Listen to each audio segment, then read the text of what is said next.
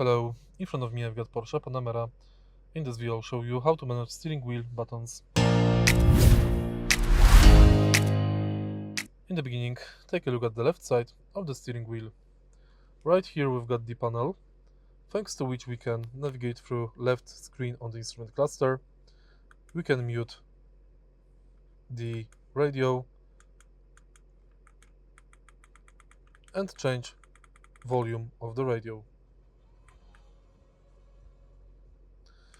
On the right side, we've got the panel thanks to which we can change radio station. We can go back.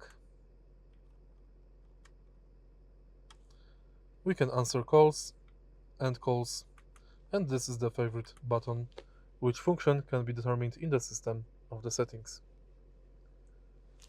If you press right here, you will use horn. If you find this video helpful, please leave like, comment and subscribe.